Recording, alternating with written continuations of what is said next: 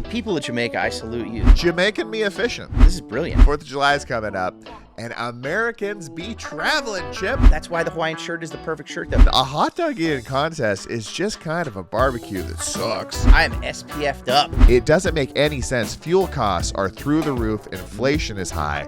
Every indicator is that people should slow down their traveling. And we just not, Chip. People are still getting out of Dodge. They need to. We may have set the world record for the best podcast ever. Boom. What up, burnt ones? This is the Sunburnt podcast where we talk about comedy and tropical travel. To my right, as always, you know him from Netflix on the series Tires and his amazing stand-up special Move Closer. It's Chip Chantry. And over here to my left is Mr. Thomas O'Brien, Emmy award-winning producer, writer, and my pal. Grab a float, put on your earphones, and drift away. Grab a Mai Tai. Because it's great to be in the tropics with your boys. Well, the dollar is obviously weak. Half this crypto stuff is just a scam. And you know, once the grid goes down, that's all gone. So this is definitely the currency. Okay, man? Like, just, so what I'm saying is I got in on the ground floor. You need to start. You have a family, you have a kid. I've built up, I've been hoarding them. So I really think you need to start collecting today. And you really think pine cones are going to be the new currency? Mm-hmm. Yeah. Okay. Chip, we actually already got started. Oh, hey. What up, burnt ones? This is the Sunburnt podcast where we talk about comedy and tropical travel. Chip, I'm tingling. This episode is a tropical, juicy delight. Yeah, I almost thought I would need some sort of ointment for how much my skin is tingling. We're going to get something for that skin in just a moment. But first, we're going to get into the rundown of the episode, baby. Yeah, we are. Too much good stuff. An all-time record number of Americans will be traveling this Independence Day weekend. And all of them forgot to invite us, Chip. Yeah, we're staying right here.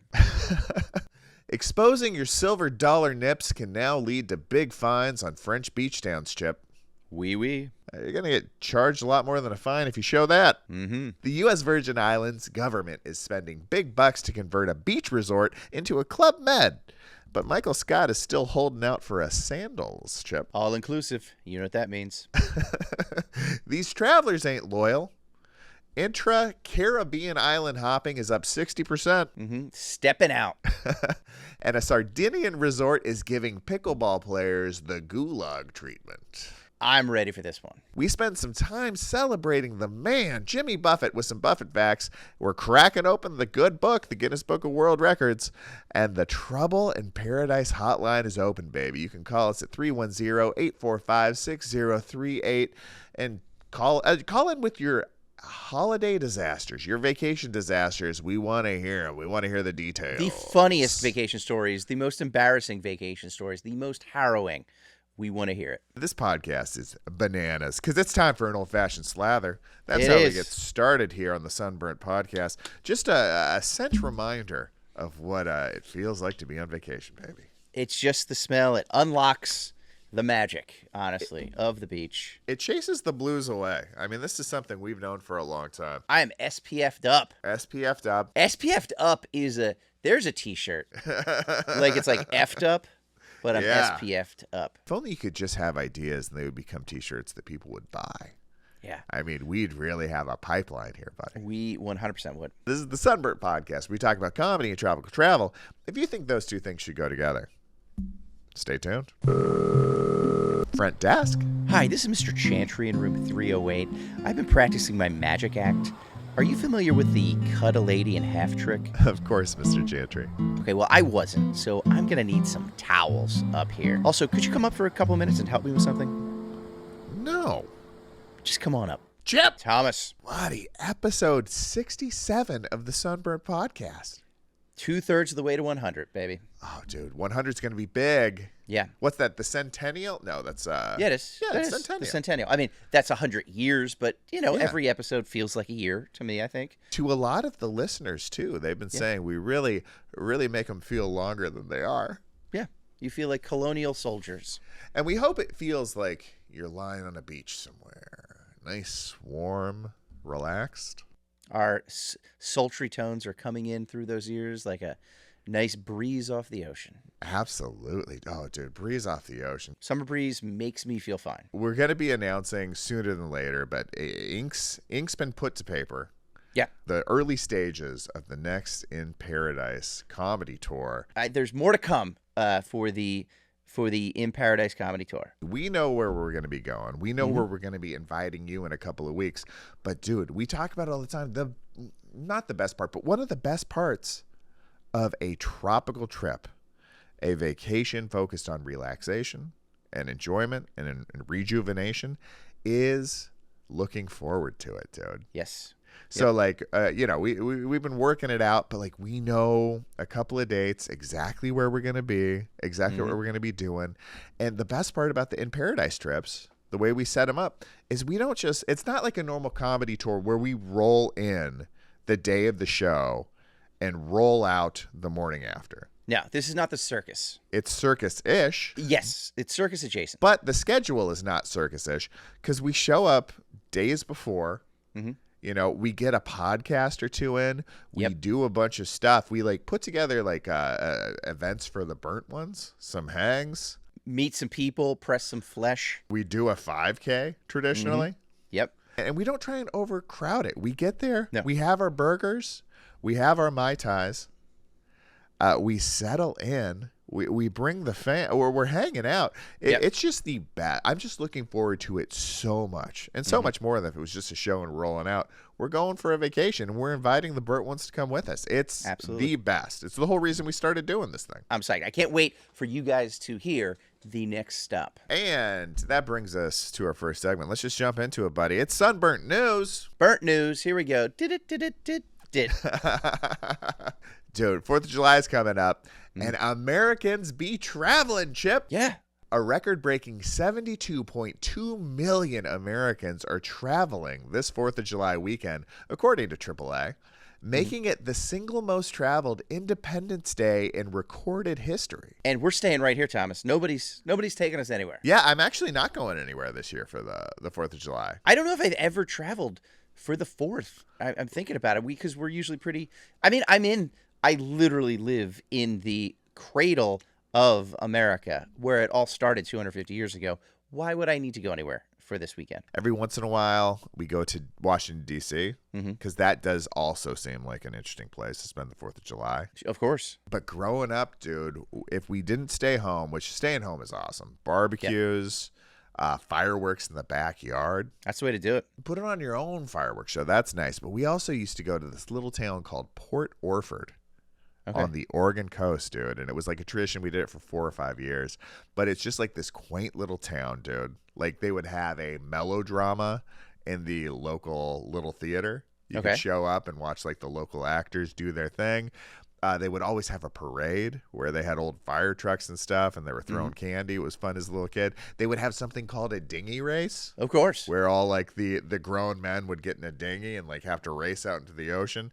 Dude, it was like a real community event, and we just felt welcomed into it. And we would always camp right there on Cape Blanco, which has some distinction. Like, I think it's even like the most western point in the lower 48. I could see that, yeah. If it's a cape, it's jutting out a little bit. You're up there in Oregon. Yeah. Or it's the windiest, or maybe both. The windiest point. It's very windy. Nice. A little Americana. I love it. We had a little Americana growing up too.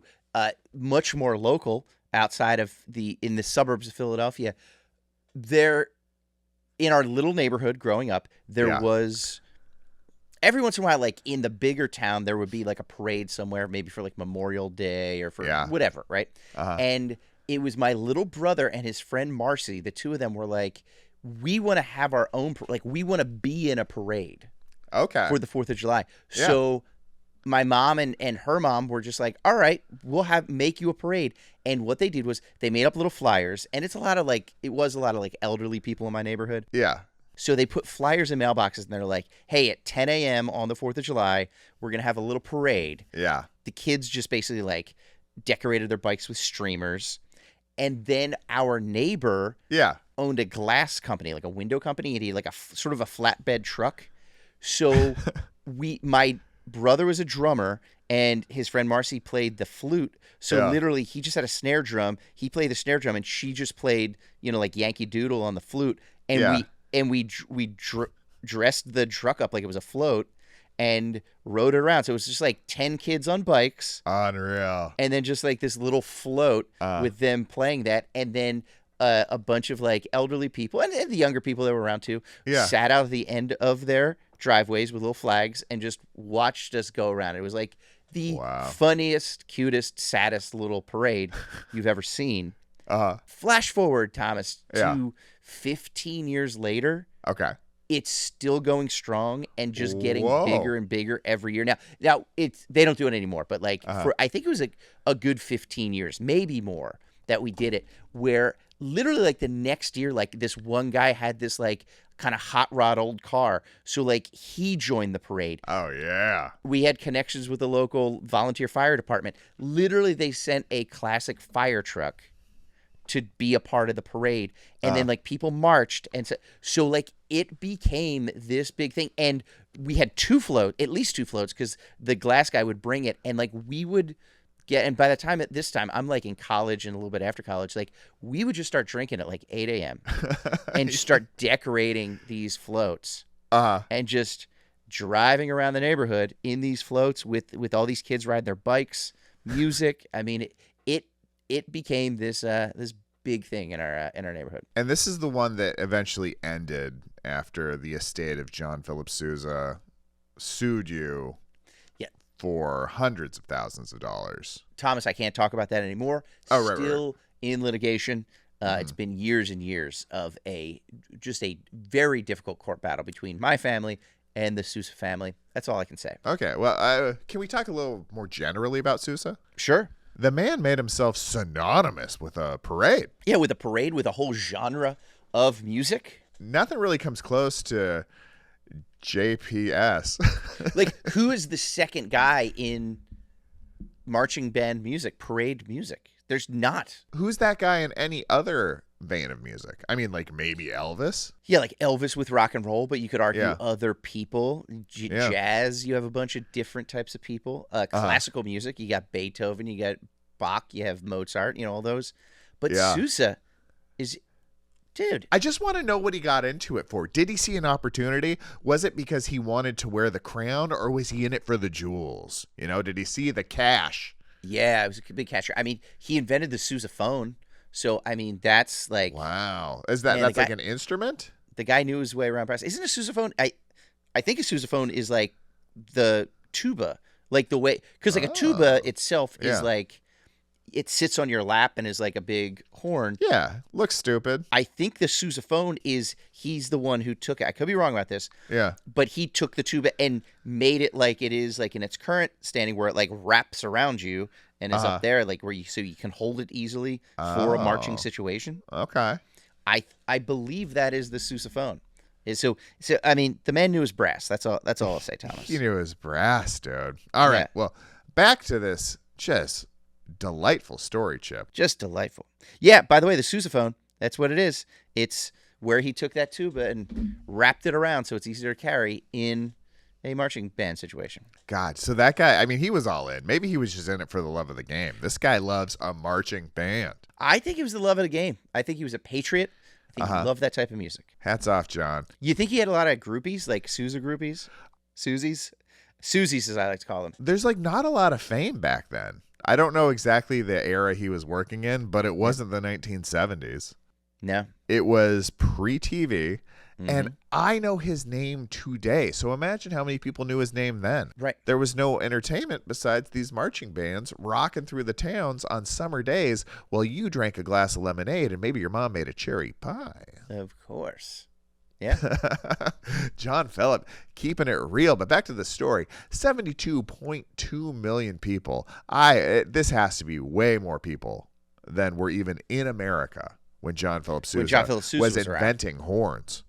Yeah. But it's 1 in every 5 Americans now. There's 349 million Americans right now. So 1 out of every 5 people in America is going somewhere next weekend, Chip. You're going to be on the road, baby. On the road again.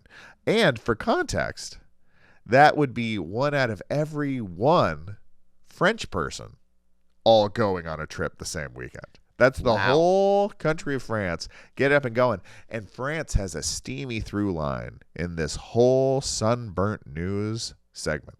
Slathered on me, Thomas. Let me hear it. And they're in it. I mean, we'll get to more French stuff in a minute. Okay. This also shatters the previous record for Independence Day travel, which was set pre-pandemic, Chip. All right, so we're back. 2019, we're back to moving around the country. And this is also like mystifying economists. Yeah. It doesn't make any sense. Fuel costs are through the roof. Inflation is high. Every indicator is that people should slow down their traveling. And we just not, Chip. People are still getting out of Dodge. They need to. We're defying gravity. Mm-hmm. Literally and figuratively. We're defying gravity. We're getting an airplane. We're going places, baby. Yeah. It's going to be an all-timer, dude. I think people are getting around. They're ready to have a good time. They're ready to cut loose. We got one more episode before the 4th of July. But if you're not making your 4th of July plans now, what are you doing? Exactly. It's time to figure that out. Let's get it rocking and rolling, baby. Love it. Happy 4th to everybody in advance. Boom. Next story. This one blew my mind, Chip. France is fining shirtless men 150 euros and calling it a hygiene crisis. But notice they're not fining the shirtless women. No, I don't even know if that's on the books. Right. They don't want to see man nips, Chip. That's the big thing. I don't disagree. Yeah, I don't disagree either. I was thinking about it. It's the exact opposite business model as a strip club. Mm-hmm. Yeah. You show those nips, you're paying us money. Yeah, exactly. This is in reverse. Feels sexist.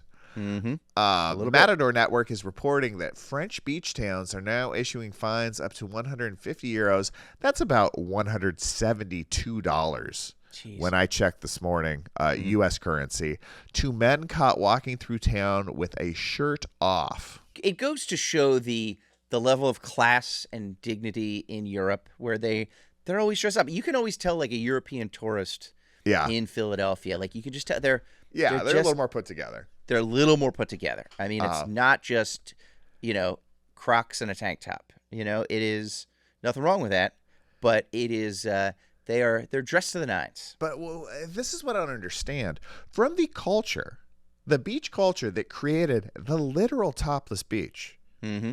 How did we get here, man? You're still allowed to be a man with your shirt off on the beach, but once you cross a street into like, a more commercial district or walk into a cafe, a boulangerie. Yes. Getting that baguette. You got to pop that tarp on. In Southern California, that is nonsense, dude. That's why the Hawaiian shirt is the perfect shirt, though, because you throw it on, you give it just a couple of little buttons, and you're good to go. HOTTOGO. Did you see that hot dog video of the kid singing HOTODOG? Yes. Man, he is excited about his hot dogs. Yeah, I mean, who wouldn't be? Yeah. There's over 20 French beach towns that are enforcing these types of laws, and that is double from 2 years ago. So it's spreading. In 2024, there was 10. Yeah. Now there's 20. And by and large, it's not being enforced equally between locals and tourists. Right. And it's also not advertised very well. They're not like posting these. It is a twofold thing. There's kind of like an anti-over-tourism thing going on in a lot of these French towns. And one, it's embarrassing. Yeah. You are literally getting a ticket for being unsanitary. It's listed as a hygiene violation. And then it costs you a bunch of cash. It's like you go into a cafe and they're just like, I'm sorry, sir, your nips are out. That's disgusting. Boom. And it's so gross. You're going to pay us $172 your currency. They're just in there like, we have a latte for Brett. And then Brett just gets handed a ticket instead. And there's so many nice French lattes. Mm-hmm. Yeah. I was looking at pictures the other day of us being in it just had a collage that popped up on my iPhone, and I saw one of me and my wife in a cafe in Paris called The Coffee. Okay. And I just remember this being such a smooth, delicious latte. Smooth roast, baby. I can't imagine it coming with a nice side of shame and a fine. I have seen some French and other European travelers that are over here for the World Cup being interviewed. Some of them not necessarily fans of Dunkin' Donuts right now. The Dunkin' Donuts coffee. Oh, yeah. And the donuts themselves think they're a little subpar. That's my little slice of heaven. But I guess everybody has their own version of beautiful. We've never seen eye to eye. But like when we have worked on shows on the East Coast, yes, we've largely stuck to your backyard, yes. Dunkin' Donuts coffee. Uh-huh. I've never been on board with Dunkin' Donuts donuts. Yeah. Like they just didn't click for me. Mm-hmm. But the coffee was tolerable at a certain point. But when you come over West Coast, yep, we largely frequent my Starbucks. The Bucks. Mostly because there's only one Dunkin' Donuts, and it's nowhere near anywhere we worked. You go to where they are. That's what I like. But we've taken little trips to each other's coffee locations. Yeah. And then when we're in Hawaii, we know what we're doing. We're doing that Hawaiian latte at the Honolulu Coffee Roasters. One of the best cups of coffee. It's so nice. I mean, the environment adds a lot to it. I don't know how it would stack up out here. Right, like just like on an average Tuesday work day. It's still got to be good, but it's also, just taking it out on the beach, sitting on one of those rockers at the Moana, just like watching the ocean. Yeah. That and a cookie? Come on. Yeah. That's not breakfast anywhere else but Hawaii for me. Right. A sugary latte and a cookie. Delicious. Yeah. Delicious. All right, back to this. This campaign started off in Le Grand Mott and was introduced in 2008. The fine was only $38 back then, but it's coming up on 2 decades of shaming tourists. They really want us to put our shirts on. They really do. What do you think's behind this, Chip? What's the goal? What are we doing? Have you seen a lot of Americans? Yeah. Have you seen them with their shirts off? Big nips like a frying pan. Do you think it's the circumference of the areola on some of these fellas? I wonder how many Americans are getting this fine versus like German tourists, British tourists, Italian tourists. I would be willing to bet it's American, Italian, German in that order of high to low who's being enforced. They're letting us know. It's like, hey, play by the rules here when you're in our home nation. My wife recently told me, maybe this has something to do with it. My wife recently told me that she detests if she can see my armpit hair while she's eating. So no more tank tops for dinner. Well, I mean, this is my work uniform. Sure. I put on a nice Hawaiian, come out and do this lovely podcast. Mm-hmm. But if you catch me in the wild, I would say 80% of the time, T-Bone's wearing a tank top. Tanking it up. Yeah. I love a tank top. That's like probably my natural state most of the time. Yeah. But she's really been encouraging me to throw a Hawaiian on over it at the dinner table. Maybe these French folks are doing something like that. I love it. It's not like I got a wild bush going on down here. Right, either. but also, in my defense, your wife and the French, I think they have a point. I guess they do. Maybe she'll start fining you. I don't know. I don't know what's going to happen, Thomas. We're going to find out. We did have a formal request. The same week, I found out about these shirtless bands from my wife to just throw a button-on shirt over the top of that. It's the way to do it. It's the way to do it. It really is. So maybe that's it. Yeah. Maybe that is it. All right, dude. On to economic travel news. We love this, right? We love getting into the numbers, figuring out what's going on around the world when it comes to travel. Yep. The U.S. Virgin Islands government just dropped $75 million to hand a classic Caribbean resort to Club Med, Chip. This is actually pretty big news. Okay. Local funds to build up a company to hand it over to French ownership. Interesting. Why do you think they would do that? There's a couple of different reasons. I think the large part is they think it'll be better for the economy. They're trying to court European travelers who are more accustomed to a Club Med all-inclusive type of resort. I see. Getting them in town. Getting them through the door. Half the battle. This comes at a time when Antigua and Barbuda are actively seeking Spain's help, making Spanish their second official language. I think they're going for those European travelers, Thomas, because they keep their shirts on. that might be. Not according to any of the videos I've seen online. That is true. But yeah, they're behaving themselves at the resorts. They just want those dollars. I know there's also a huge influx in South American travelers. Okay. who primarily speak Spanish, if not Portuguese, which is very Spanish adjacent. But they're just trying to make it a nice, welcoming spot for those folks on the high end. Everybody wants, every country, every place in the world has high-end travelers. All these travel locations are fighting for the same travelers from each different country. They're just trying to make it as welcoming as possible for people to show up. I see you, Virgin Islands. This is happening. It's just what was a normal, classic Caribbean resort. Okay. People could just kick back and relax, and now they're coming in, club medifying it, which to a lot of people is synonymous with like, I don't know, forced workout programs, getting out there, getting people riled up to go play beach volleyball with people they don't know. Okay. But it's all inclusive.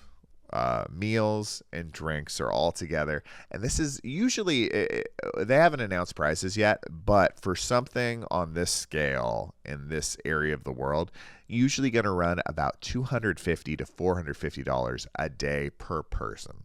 Okay. So this is not a budget trip by any means. This is their pitch to get higher end travelers to their locations, spend more money, and benefit the economy more broadly overall. They're all angling. I get it.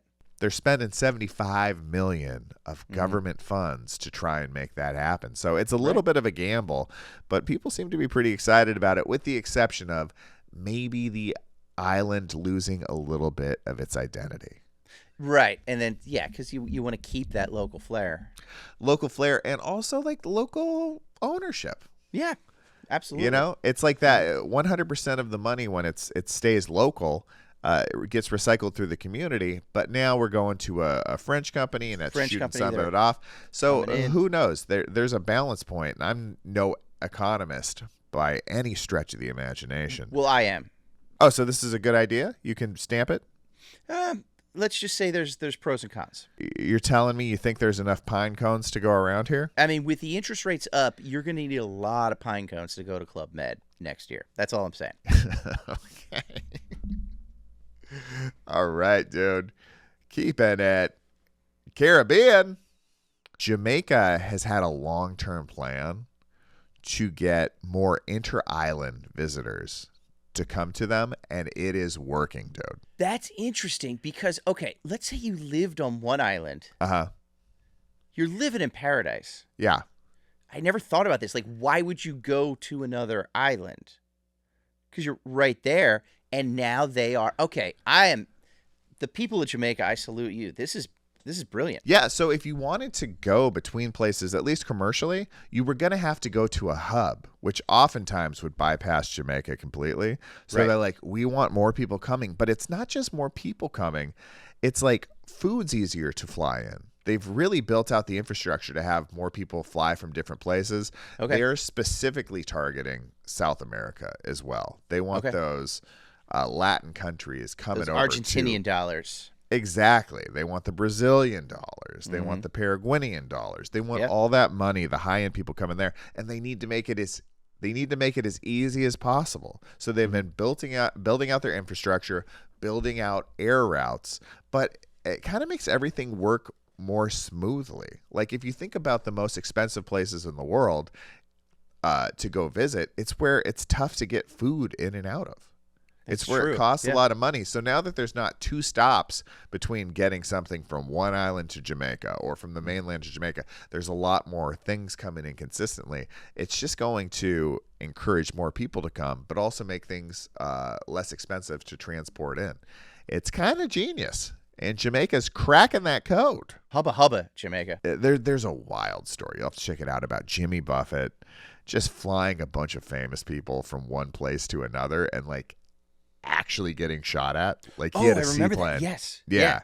But I remember thinking like, what? That's adventure. That's the modern day pirate. That's the modern day traveler. Somebody can hop in their own plane and fly from one island to another island, dude. That is your ability to jump from world to world. World to world. And this brought it into focus for me.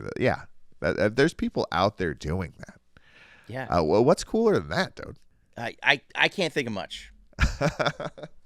I can think of one thing, dude. You know me. I'm a pickleball boy. Yeah, you are.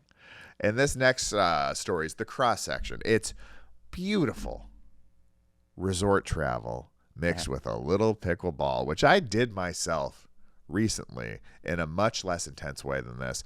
People are flying to Sardinia and ending up in a Russian coach's pickleball boot camp. That sounds kind of like a mid-2000s horror movie, like a Hostel situation. Yeah, maybe. But it's pickleball instead. Yeah, which is a lot more fun to me.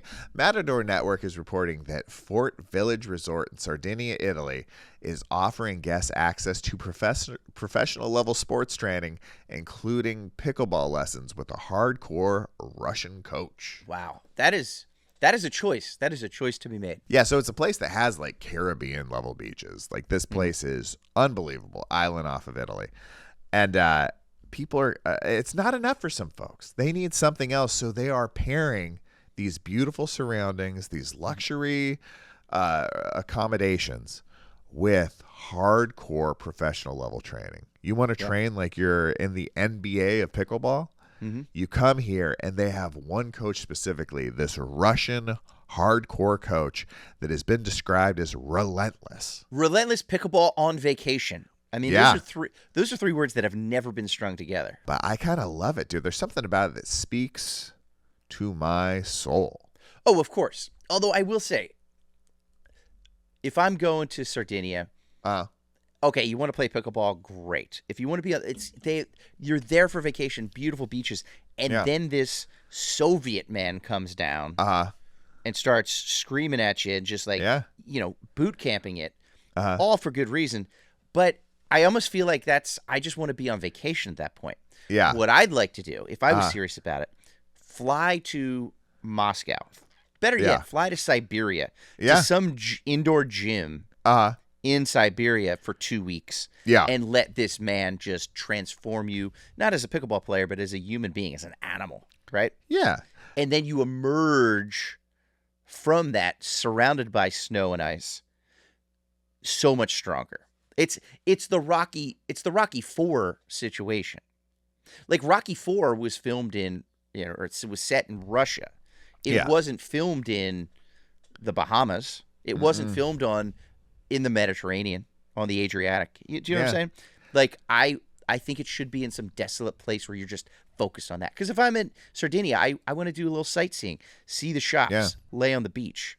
But I still love it. You want to know what Rocky would have been called on an island? Go ahead. Sandy. Yeah, he would have. Yeah. Boom. Boom. No, and maybe put that on the list, Chip. Potential projects we're gonna write. Island-based fighting movie. Sandy, I love it. Well, he and Apollo Creed ran on the beach in their sneakers. We know that. No, but I agree with you. Get yourself into Siberia.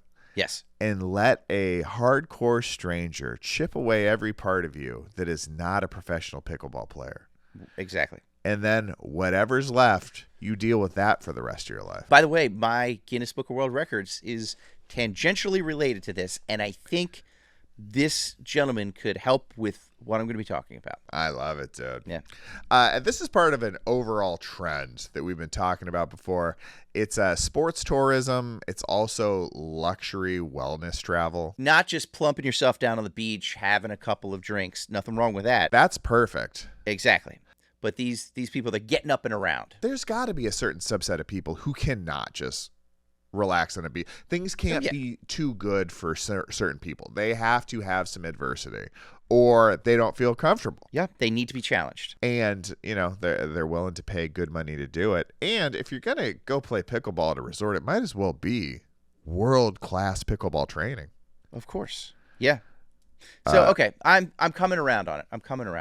The Pickle Boys all went to Tirana, which is kind of like this resort just south of Los Angeles, not too long ago with our families, and did a nice session with a coach.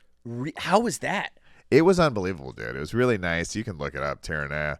A nice local resort, but we went to the tennis center, which is unbelievable, dude. It's like not part of the resort. It's up the hill from the resort. Right. And you can just see like 180 sweeping ocean views from this pickleball tennis center. Amazing. And the clubhouse, it just looks like somebody's literal living room. Like it's got just like tables and a TV, and tennis was on, but there's no part of it that looks like a commercial building. This is a 1990s living room. I love it. There's like a kitchen right there, like where the kitchen, I think it was a house maybe. The kitchen is kind of like where the people set up and take your money and stuff. Sure. But you are just in like if your friend had a house that was built in 1992 growing up, this is exactly what the living room looked like. And it's just a little right red there. and green, very bold colors. Yeah, I'm seeing it right now. Oh, baby. It was the high vaulted ceiling. Yep. Mm-hmm. It was honestly great. It was a highlight of the trip, aside from hanging out with all our families, of course. But it was the little differentiator. It was the 2 hours where something was different than just hanging out in a very nice resort. We got a little exercise out. We got a little competition in. You learned something. You got something out of it, so you can walk away and then enjoy the beach even more when you're relaxing. Okay, the highs and lows. I get it. I'm getting sold on this experiential thing. You gotta do it a little different sometimes, buddy. Mm-hmm. All right, Chipper. That's it for Sunburnt News. Boom. A lot of fun stories this week, man. Yeah, really good ones. Pickleball, Jamaican hubs. I mean, Jamaican Me Efficient. I've never heard that one. Jamaican Me, a better pickleball player. Jamaican Me, transportation genius. Just shirts on the whole time, guys. Shirts on. Keep them shirts on. Let's keep it classy. Let's keep it fine free.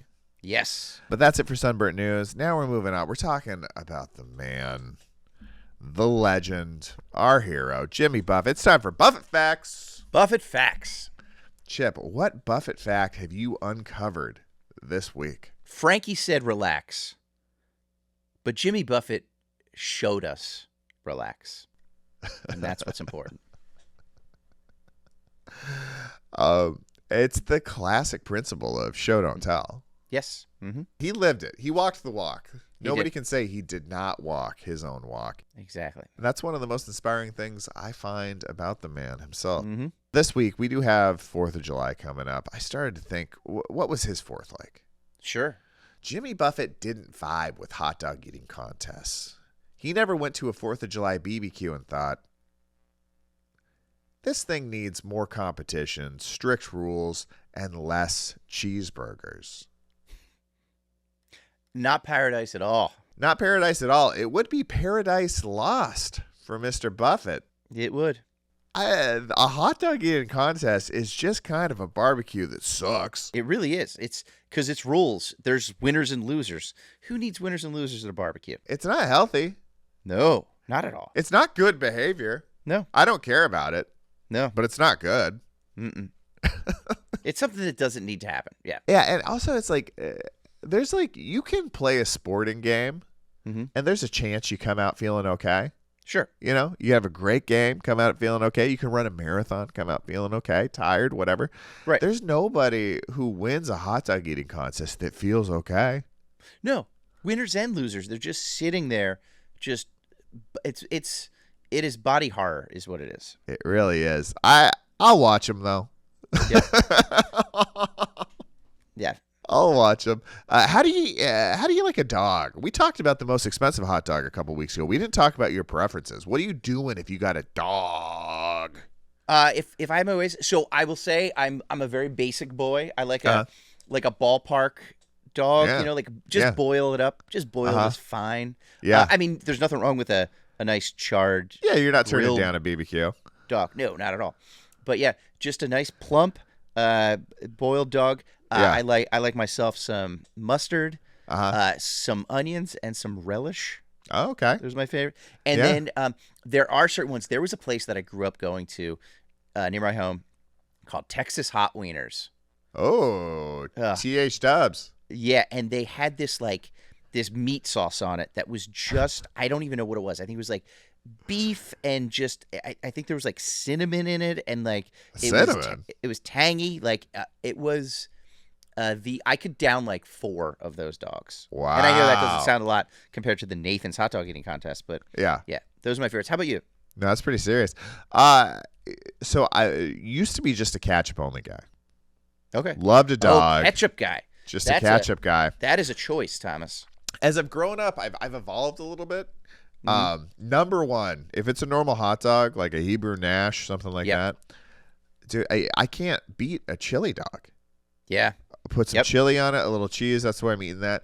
But mostly now, if I'm grilling, if I'm going to have something, a tube-shaped meat, it's going to be an Italian sausage, either mild or spicy.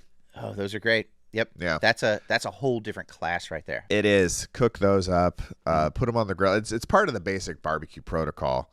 Sure. We have burgers on one side. We have the Italian sausages on the other side. Actually been that way for a long time. I like it. Probably coming up on 15 years. You get a little tinfoil going. You put some sliced up peppers and onions in there with a little oil. You set that on the heating rack. Let that heat up. People can take some of that, put it on if you want. You can also put a little sugar in there sometimes. Sometimes people want a little sweeter onion situation, but that's the way I'm doing my dogs, baby. Love it. Okay, well, that's it. Hats off, Mr. Buffett. Thank you so much for all you've given to the tropical enthusiast community for really creating it. Yeah. And always being a shining star. But it's time to shift from one star to another star. I'm feeling some splishing. I'm feeling some splashing. It's time for Sunburnt Podcast Fish of the Week. It's the Fish of the Week, Thomas. And boy, do we have a fish this week. Okay, let's talk about it, dude. So for our listeners, last week we had Hector, the state fish of Hawaii, the Reef Triggerfish. Yeah, we did. What an amazing fish Hector was. Just a specimen, Hector. He was colorful, vibrant, distinguished. He was Hawaii's chosen son.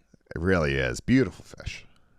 This week, our fish of the week is Zander, the black triggerfish, Hector's Goth cousin. Ooh, this sounds like a sad sack. What a sad sack. So, like I said, Hector, the state fish of Hawaii, was bright and colorful. Zander is basically all black because he wants to show you that he's just sad. Okay. But if you get up close to him, you can actually see what looks black from far away is actually blue, green, purple, a bunch of these all little colors all together. Okay. It's almost like he's wearing a My Little Pony t-shirt under his My Chemical Romance hoodie. All right? Just like the little goth he is. And just like his cousin Hector, if you remember this from last week, the triggerfish's eyes can rotate independently of each other. So they can look around. Now, Hector used that to be able to survey his surroundings and watch for prey as well as predators. Of course. Whereas Zander, the black triggerfish, just uses that to roll his eyes at literally everything. Oh, brother. Now, Zander and his black triggerfish friends, they are omnivorous. They will eat basically anything. Shrimp, plankton, algae. Yeah. Just like those goth kids who hang out at the food court at the mall. They're just eating any garbage they can get their mouths around. That's all it is. Yeah, I mean, it sounds like they could make a meal at the Lincoln Memorial reflecting pool these days. I mean, just put a couple. See, here's the thing. For a lot cheaper, they could just put a couple of dozen reef triggerfish or black triggerfish in there, and that algae would be gobbled up quickly. See you later, algae. Zander is called the black triggerfish, just like his cousin, because he's got that dorsal spine that sticks up, looks like a trigger, and then it has that other little spine that locks it into place. That's my favorite one, the other one that keeps it locked into place, so it sticks out like a trigger, but it's got that spine. It's to protect itself from predators, but mostly it's basically just like that kickstand like I talked about last week, where you just kind of stick yourself into that reef, and then you're safe. So Zander's got that too. It's like an astronaut that's clipping in a sleeping bag.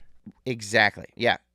But he thinks it's dangerous. So Zander's got this, just like that goth kid who bought a switchblade from the head shop downtown. Oh no. He's got a blade, but he never really uses it. He just wants to have it to look cool. I mean, that's pretty much all it is.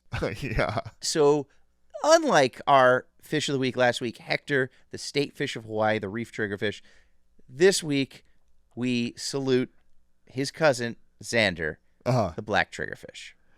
His goth cousin. Oftentimes, Zander does have like a fish hook hanging out of his lip. He put that there, right? That's a piercing. He put that there by himself, yes. Okay. They did it in the laundry room at his friend's house on a Friday night, after they watched Eraserhead. Oh, Zander, come on. We love you, Zander. You're beautiful. You're a wonderful fish. But I think maybe you could elevate that attitude a little bit. Just a little bit. I don't want to say this to Zander. Be a little more like Hector, Zander. Be a little bit more like your cousin.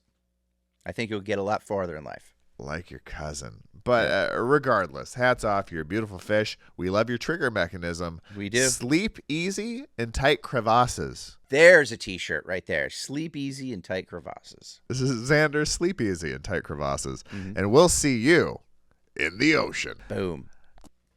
That's it for Fish of the Fish of the Week. Chip, it's time to crack open the good book, dude. We just keep it moving here. The Guinness Book of World Records. What do you got, Thomas, for your record of the week? My record this week is the biggest living structure on Earth. Wow. And I'm going to give you a little more of a hint than I usually do. Okay. It's sitting in the warm water off the coast of Australia.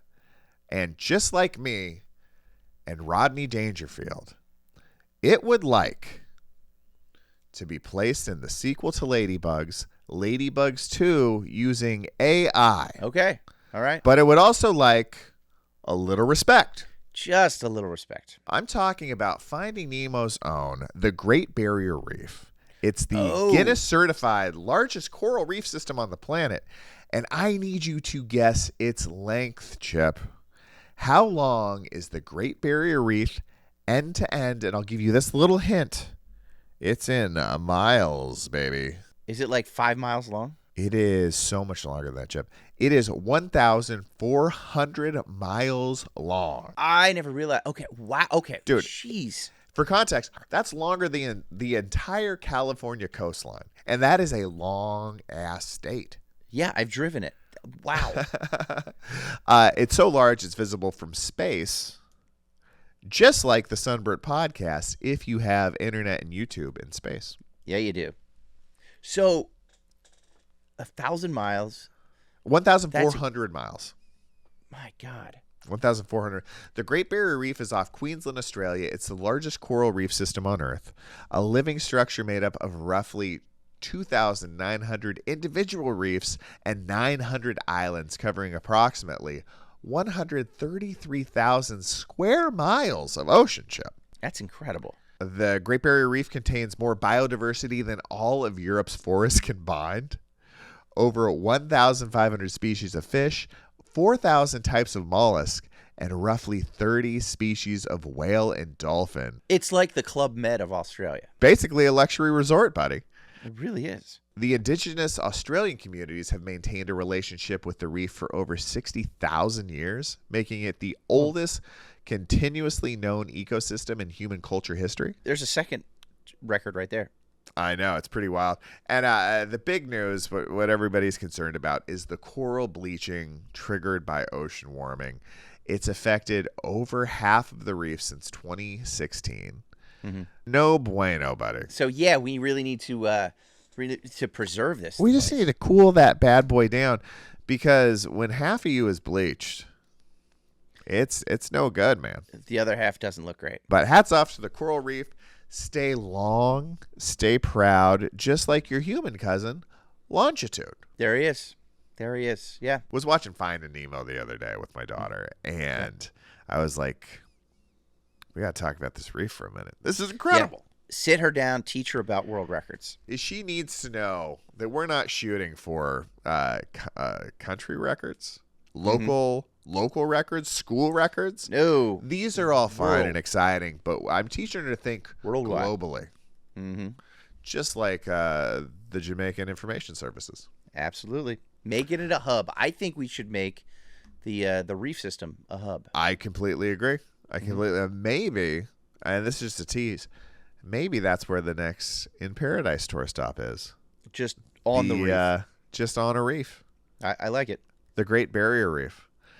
The Great Barrier to entry for the Great Barrier Reef comedy show is electricity and not being able to touch anything.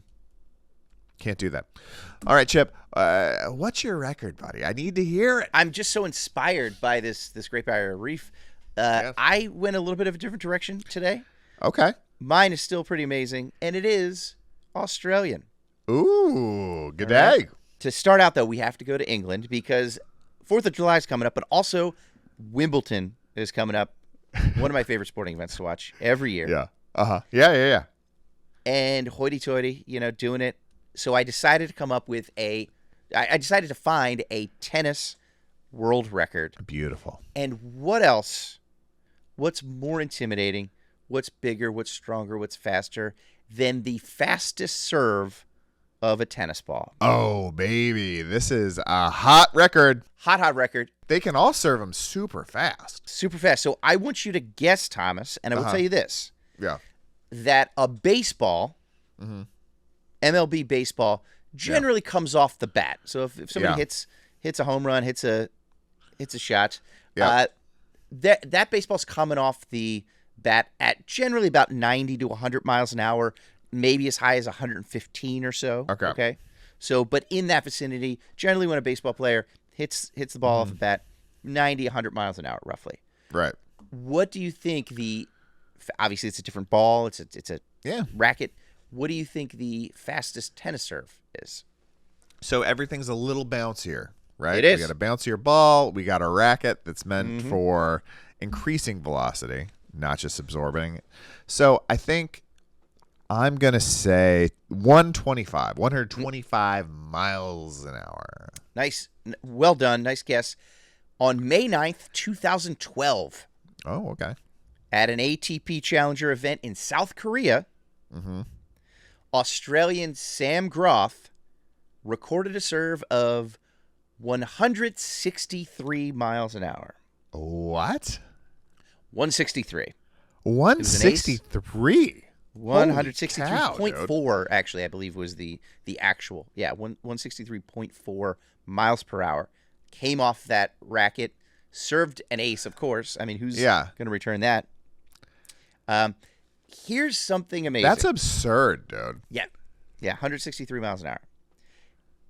Here's something amazing. That same match, Groth also hit serves of 157 and 158 miles an hour. So he hit the record 163, but he also hit a 157 and 158.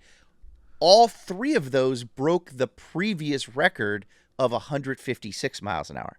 So for a while, the record was 156 miles an hour. Yeah. And then he hit at least 3 serves in that one match that all broke that record. Buddy, that is nuts.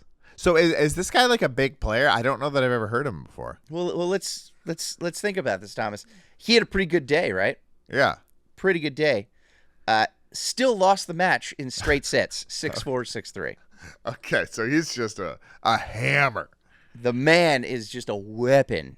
Yeah, Duh. but yeah, very good tennis player. But yeah, despite breaking the world record thrice, basically, he actually lost in straight sets.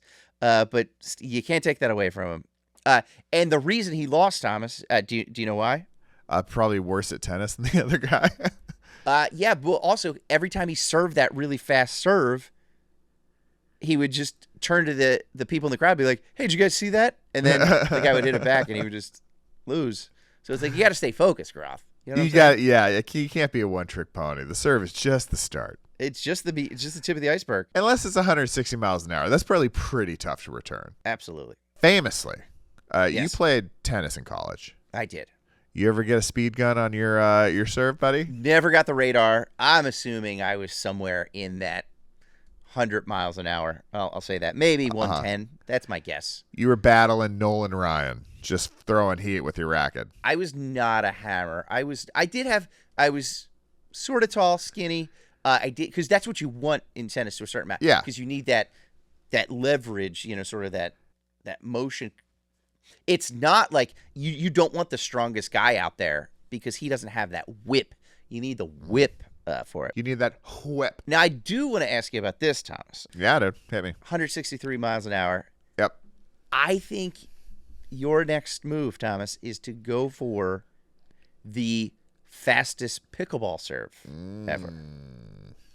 Do you want to take a guess? Because I did a little research. Do you know what the world record for the fastest pickleball serve is? So here's the thing about pickleball serves. It has to be underhand, Chip. Right. Exactly. It has to be underhand. So, and that is too, like, so, it's an angle issue. You got to serve it. Yeah. You got to 'Cause serve you it can't underhand. whip it down. You can't hammer it down like Yeah. Goth did. Like Stefan Edberg did. Like Goran Ivanisevic used to. Yeah. Mm-hmm. So I'm gonna Plus, hit it's a totally different ball. It's that plastic ball. It's just the paddle. Exactly. Yeah. It's just a little paddle. I'm gonna guess 43 miles an hour. Great guess, Thomas. 70 miles an hour. Oh my God, that's so fast for a little 70 pickleball. miles an hour. Imagine pickleball and that. So I don't have to. The pickle boys aren't throwing 70 miles an hour heat. No, I think maybe you work on it. Okay, go to Sardinia. Yeah. Get that Russian coach and just have him pound it out of you for a week. Come back. Yeah. Just surprise all those pickle boys. Yeah, but if you go and get a Russian coach, I think you come back and you're serving in kilometers, so it's not even the same thing. Yeah, it's a little bit different. I will say that. I start thinking about it, like, that's a good idea, but it's like, I don't have that many pine cones, Chip. You need a lot of pine cones to get over to Sardinia. I mean, it's going to deplete your pine cone stash. But anyway, congrats to Sam Groth and again, it's been 14 years. Yeah. Usually people haven't broken it. That is a long time. So Sam Groth, 163 mile per hour, the world's fastest tennis serve. And Sam, nobody would remember if you won that match in the Challenger Series. Nope. Nobody's ever going to forget that you won this record. Exactly. That's the in the big good win. book forever. Congratulations. Over 160 miles an hour in the serve. What a world record.